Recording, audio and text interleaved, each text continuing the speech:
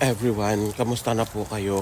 I'm not really feeling well today. That's why nandito ako sa bahay. Well, I am outside kasi hindi ako pumasok dahil masama talaga yung pakiramdam ko. Pero ayoko magstay sa bahay dahil lalo lang ako nanghihina. So I decided to go for a walk. Medyo matagal-tagal ko na rin na hindi nagawa yung pag-walking because I'm really very busy. So ngayon nag-walking ulit ako dito lang sa neighborhood. Hindi ko alam kung saan ako papadpad ng mga paa ko na ito, dadalhin ng mga paa ko. But that's okay. I'm doing the walking na ang temperature is nasa 2 degrees which is very very cold. Pero sige lang, laban. Guys, ito yung mga neighborhood namin. Ito yung mga bahay sa paligid namin. Mga kapitbahay ko yung nakatira dito. So, ito guys, tingnan nyo, i-reverse ko yung camera. So, saan ba yung reverse dito? Guys, ito yung favorite place ko dati eh. So, pasok tayo sa Christmas Hill. Ngayon, may bago ng bakod, may bago ng gate. Dati wala pa to eh. It's been long na hindi ako nakapasok dito. Hindi ako nakapag-walking dito. So, parang I just miss the place. Dati kasi, almost everyday nandito ako eh. Ang ganda dito guys, sa totoo lang. If you love nature, ang ganda. Kasi guys, winter pa ngayon, di ba? Nagsa-start na talaga siya ng maglumabas yung mga bagong ng mga bulaklak. Siguro, in 2 weeks time, ang ganda na dito. Kasi mamumulaklak na itong mga puno na ito. Or kung hindi man siya flowering tree, siguro lalabas na yung mga dahon niya. So there will be life again. It means hope for me. For me, it's a start of new beginning. Di ba? Kasi tingnan mo kapag winter, patay yung mga puno eh. Walang bulaklak, walang mga dahon. Pero spring is coming. So, in fact, nakikita ko na unti-unti nang lumalabas ang mga ng bulaklak guys. So, parang ganyan. Unti-unti na siya. Yan. So, siguro in total bloom na siya in 2 to 3 weeks. Diba? Real kaso hindi ko naabutan, natakot sa akin. Dito siya umakyat sa puno na ito pero nandun siya sa likod. Sayang, hindi ko nakipakita sa inyo. Guys, nandito na ako sa paanan ng Christmas Hill. Aakyatin ko yung bundok na yan, guys. Akala mo lang mababa. Napakataas niyan, guys. Mataas yan. Medyo maano nga lang yung ko eh. Yung pakiramdam ko. Hindi ko alam, hihingalin, tiyak ako. Pero sige lang. Kasi gusto ko talagang pawisan dahil talagang masakit ang ulo ko. Hoping na pag pinawisan ako, mawala siya. Guys, mataas yung bundok na yan. Parang kung titingnan mo sa camera, parang hindi. Pero actually, it's high. So, ito yung paligid dito and it seems nag-iisa lang ako sa gitna ng kagubatan na ito ngayon. Di ba guys, actually nasa kalagitnaan ako ng Vancouver Island. Tingnan ko nga, I have a 360 degree of view of this place eh. Pero nasa baba pa kasi ako eh. Ang ganda eh, if you love nature. Sa totoo lang, maganda yung Mount Dog. Because of the view, dahil may ocean. Ito naman, nasa gitna ka ng city. Diba? And you have a 360 degree view of the whole of Vancouver Island. Guys, ang bundok dito is bato. Tingnan nyo siya, bato. Kaya, hindi uso dito yung landslide eh. Dahil, hindi siya lupa, bato siya. So, pagpapatayuan mo ito ng building, kailangan mo pang i-dynamite yan para sumabog, para mag-flatten. Yan yung ginagawa nila dito, guys. Pero ang kagandahan lang, may trail talaga siya. Tingnan mo, may hagdan. Even if medyo mataas siya, matarek, pero hindi siya delikado kasi, ayan, may hagdan. Hinihinga na talaga ako. Ilang buwan kaya akong hindi nakapag-walking at nakapag-akyat dito sa bundok na ito. Tingnan nyo yung bato. Bato kasi sabi ko nga ang bundok dito is bato. Guys, na kukulapulan siya, or what I mean, it's coated with moss. So I think this is a moss. Lumot ito eh. Hindi naman ito grass. 'Di ba? Iba yung grass. Parang lumot siya eh. So guys, nasa middle pa lang ako. Tingnan nyo yung view oh. Ganyan. Nasa middle pa lang ako. Itong part na yan dyan guys oh. Downtown. Kaso masyadong hindi rin ano ng camera eh. Dito, going west like Langford, Souk, mga ganyan. Going to mga Campbell River dyan. Ito naman yung area na ito. Going airport and ferry. Diba? Tapos later papakita ko sa inyo going university yung the other side. Guys, malapit na ako sa tuktok. I think mga 3/4 na ng bundok yung naakyat ko. Grabe ang hingal ko. Pinawisan ako pero malamig yung pawis ko because it really is very cold now. I think 2 or 3 degrees lang kami ngayon.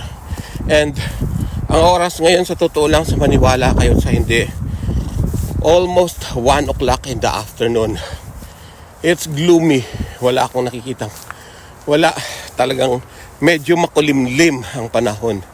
Guys, hindi pa ito yung pinaka-peak. Pupunta ako dito, yung sipon ko tumutulo na hindi ko namamalayan. So, guys, yan oh, ang ganda. Yan. Ito, downtown area yan dyan guys. Oh. Dito, oh, yan may mga buildings. Downtown yan dyan, papuntang downtown. In fact, downtown talaga yan dyan. Area na yan. Hindi nakikita yung Mount Washington kasi medyo cloudy siya, gloomy. So guys, I'm here at the peak of Christmas Hill. Sa pinakatuktok na talaga ako. So guys, ito yung makikita mo, 360 degree view. Guys, ito dito yung downtown. Ito yung downtown. Tingnan nyo, may mga buildings, diba? Downtown yan dyan, diba? Tapos ito yung sinasabi ko na going Souk, going Langford, dyan. Tapos yung highway na yan guys, oh. Hindi kasi nakikita kasi may mga halaman. Going to airport and then ferry. Going north yan. Tapos, yan Mount Dug. Yung other side niya guys is Vancouver mainland. Dito kami sa Vancouver Island. Yung Mount Dug na yan guys, yan yung tallest building dito sa island. No, not tallest building, tallest mountain dito sa Vancouver, dito sa island. Ang ganda ng view niya yan guys. Pero gilid kasi siya ng ocean. Dito naman kung nasaan ako ngayon is I'm in the middle.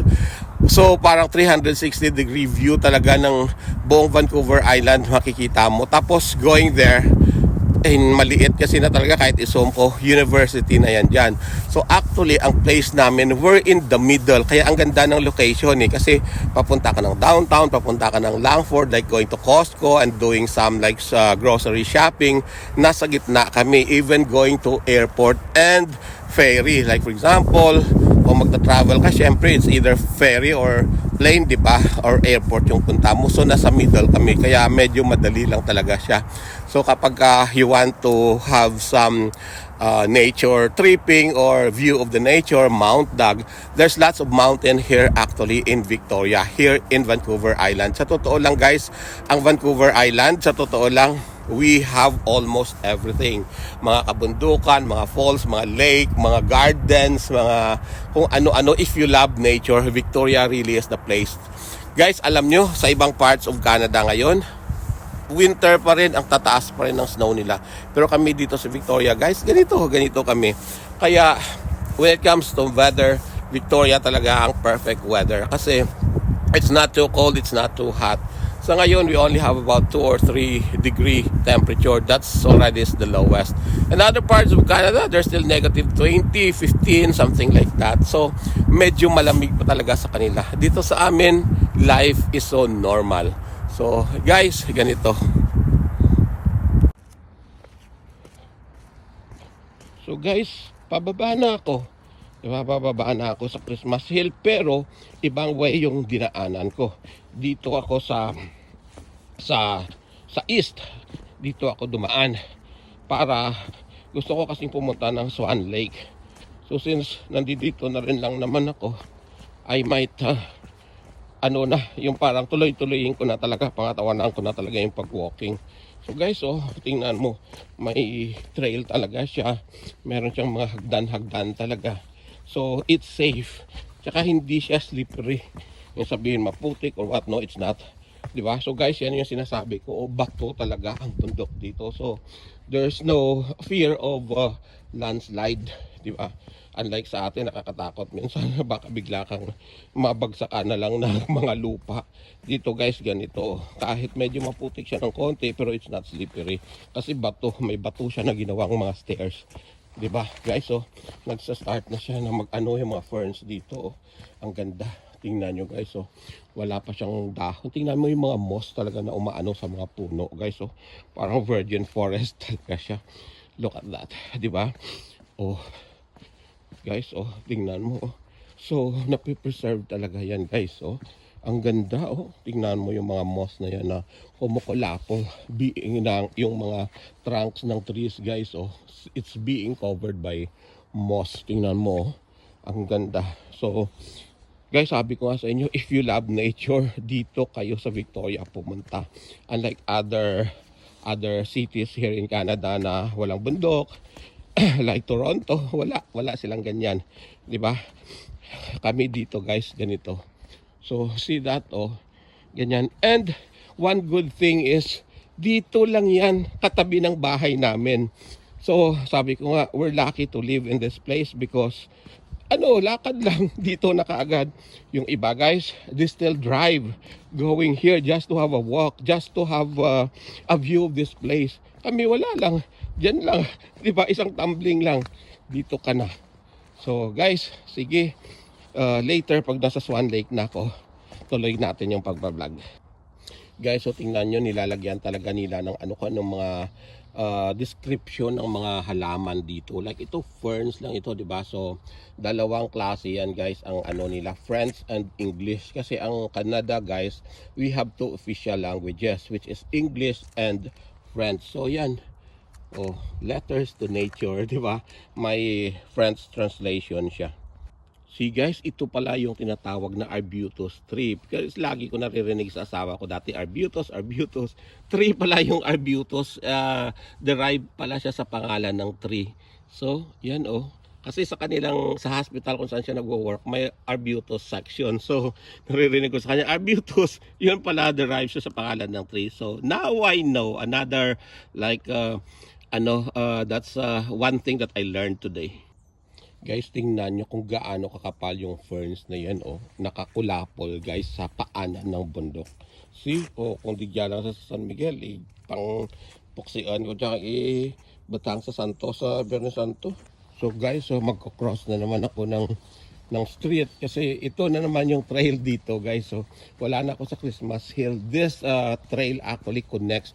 Tingnan nyo, guys, yung mga moss sa oh, sa trunk ng trees, so tingnan nyo, oh, parang virgin forest pa talaga na untouched, di ba? So ganito siya guys, so ganito yung madadaanan mo.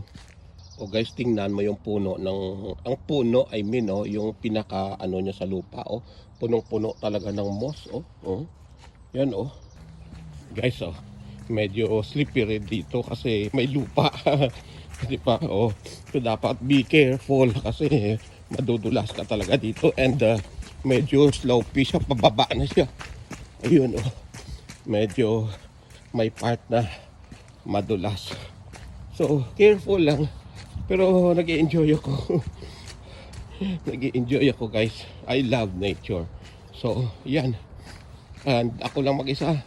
Hindi ka matatakot kasi walang ahas. Yung makakasalubong mo lang deers o kaya squirrels. Diba? Mga ganyan. Birds. Lots of birds actually guys. Yun. Guys, tingnan nyo, nandito na ako sa Swan Lake. So tingnan nyo guys, may nakalagay talaga, welcome to the nature sanctuary. This is a conservation area to protect rare plants and animals. Kaya not allowed yung mga pets dito, bicycles. So yan.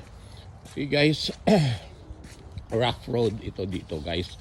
So tingnan nyo, ganun pa rin, di ba? Yung mga trees, walang dahon, di ba? It's dead. Well, it's not actually dead, but I mean is parang there's parang what I mean is parang tawag ito? There's a perception na patay ang paligid kasi walang mga dahon, walang ano. Pero well, in a couple of weeks siguro, well, mga 2 weeks from now, magsa-start na siya guys na lumabas kasi magsi-spring na eh. So, yun nga sabi ko, if you love nature, guys, sa totoo lang, ang sarap sa pakiramdam. Parang you really is breathing fresh air. Kasi, tingnan nyo naman guys, so, walang pollution, di ba? Talagang you can really connect with nature. Di ba? So, ganito lang. Well, I don't know. Ako kasi nagagandahan ako. I don't know sa iba. Kasi iba-iba naman tayo ng gusto eh, di ba? Ako, I love this. So, yan. Guys, na-amaze talaga ako sa mga lumot-lumot na ito. Kasi hindi ko to nakikita sa Pilipinas. Well, kung meron may mga virgin forest siguro doon, hindi ko naman napuntahan. Pero dito guys, tingnan nyo naman. Ayan, ang ganda. Guys, tingnan nyo naman yung mga puno dito kung gaano katataas. Tingnan nyo yan. Yan guys, ganyan siya kataas. Ang taas talaga siya. Yan. Guys, nandito na ako sa Swan Lake. So, in order for you to have a good view, dito ka pumunta guys. Tingnan nyo, ang daming mga kung ano-anong mga bibi. Ang dami dito niyan guys. Dito talaga, if you want to do like birds watching, this is the place. Ang daming magagandang iba't ibang species ng mga ibon na nandito sa Swan Lake guys. See guys, katabi lang ito ng bahay namin. See kung gaano kaganda yung location ng bahay. Kasi you can have this in just a snap. Kasi katabi nga lang, sabi nga isang tumbling lang eh. See guys, kung gaano kaganda yung Swan Lake. Diba? So, ayan kung gusto mo magmuni-muni, kung gusto mo mag-emote-emote, diba? Dito ka pumunta, diba? Kung gusto mo maglabas ng sama ng loob mo sa mundo, sumigaw ka dito, wala kang makakarinig sa'yo. Well, meron naman mga ibang tao dito, pero well, they're just visiting also like me. So guys, kung gusto mo magpalamig ng utak mo or you want to breathe some fresh air, dito ka pumunta. So ayan guys, yan yan So I don't know, maybe we can do fishing also dito kapag ka winter guys na nagsasnow. For example, if ang temperature nagiging negative, nagiging ice ito dito. Pero I don't think na pwede kang maglakad kasi kung may ice, kung nagiging ice man siya, surface lang siguro. So if you're heavy, baka bumaba ka. Diba? So it's not really advisable. Pero na-experience ko na guys pumunta dito na nagsusnow and nagiging ice ang surface nitong lake na ito. So guys, going to yung middle of Swan Lake na ako. Gusto ko, well, sa mga followers ko, kasi ibang followers ko, dito ako lagi dati. Kaya very familiar sa mga old followers ko yung place na ito. Kung sinusubaybayan yung mga vlogs ko. Well, ang ibang content ko, dito ko rin ginagawa para mas maganda yung background, di ba? Pero, since medyo matagal-tagal ako hindi nakapunta dito, kaya binlog ko ulit yung lugar na ito, guys. Maganda kasi sa gitna ng lake, nilagyan nila ng bridge, 'di ba? Guys, sa totoo lang, ang dami talagang magagandang mga species ng mga birds dito. Yan guys, tingnan nyo. Yung bibi po, umaano-ano doon tingnan nyo yan Ang ganda nila tingnan. Yan So, medyo umuulan na. So, maybe mag-aano lang ako dito sa gitna, tapos hindi na ako hindi na ako tutuloy doon kasi medyo maulan na and masama na nga ang pakiramdam ko. So ayun guys, diba? So yan. So yun nga guys, I'm enjoying the view of the Swan Lake. Tingnan nyo guys, yan, diba? Ang ganda dito sa gitna. Walang ibang tao dito, ako lang. 'Di ba? Napakalamig, 2 degrees lang yata ang temperature ngayon. So, look at that guys, So, magmumuni-muni lang ako dito, 'di ba? Pero uwi na ako, it's raining actually. There's a little of rain showers now. So, medyo maiipunan ako and tinatrangkaso pa naman ako ngayon. So, I just hope na I'll get well. And yan guys, pakita ko sa inyo yung Swan Lake. Yan, tingnan nyo guys, ang ganda, diba? So merong isang bibi na palutang-lutang sa gitna. Oh, look at her, di ba? She is enjoying, even she is all by herself, di ba? O yan guys, ayan. Ayun, napakalawak nito guys. So kung tutuusin, kapag ka nag-walking ako, ikot yan. Yung gilid na yan dyan guys, dyan ako naglalakad. Ayan, namimiss ko maglakad dito actually. Ayan, tapos ito may bridge dito sa gitna, so you can enjoy like the middle of this lake. So, ayan. Thank you so much for watching. I love you all.